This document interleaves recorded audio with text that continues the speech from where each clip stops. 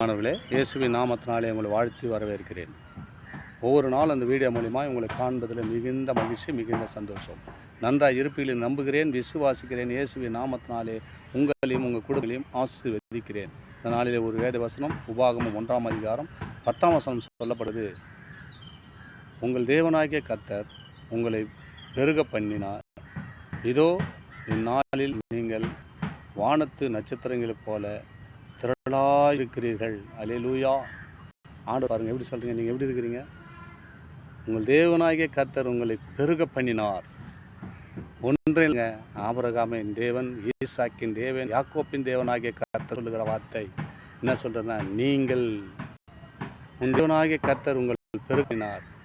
இதோ இந்நாளில் நீங்கள் வானத்து நட்சத்திரங்களைப் போல திரளாக இருக்கிறீர்கள்.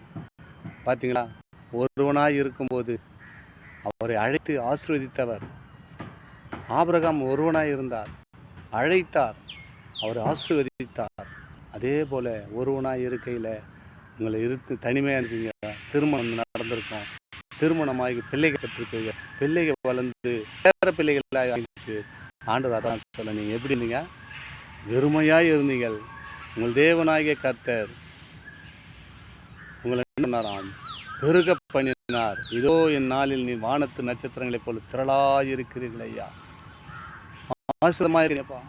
அது யார் செய்த திட்டம்? தேவனோடு குறித்த திட்டம். ஆசீர்வாதம் எங்கேருந்து வருது? தேவனிடத்திலிருந்து வருகிறது. எல்லா காரியத்திலும் அவர் முன்னோடியாக இருக்கிறார். உங்களை தான் அவர் பெருக பண்ணினார். அவர் தான் உங்களை ஆசீர்வதித்திருக்கிறார்.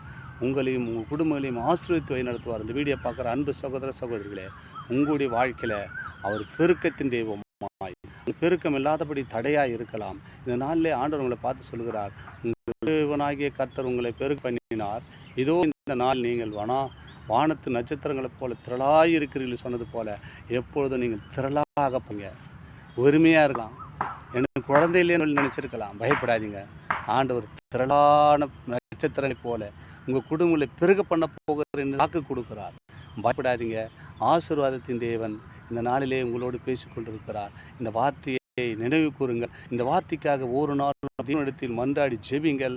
இந்த வார்த்தை மூலிமா, ஆண்டவரே திரளாய் வானத்து நட்சத்திரங்களைப் போல திரளாய் இருக்குன்னு சொன்னீரப்பா, நான் வெறுமையாக இருக்கிறேன் என்று சொல்லும்போது ஆண்டவர் நிச்சயமாய் உங்களை திரளாய் பருக பண்ண தேவன் வல்லவராக இருக்கிறார். ஆமேன். தொடர்ந்து இந்த வீடியோ பாருங்கள். சப்ஸ்கிரைப் பண்ண மறந்து விடாதீங்க. அது தேவனுடைய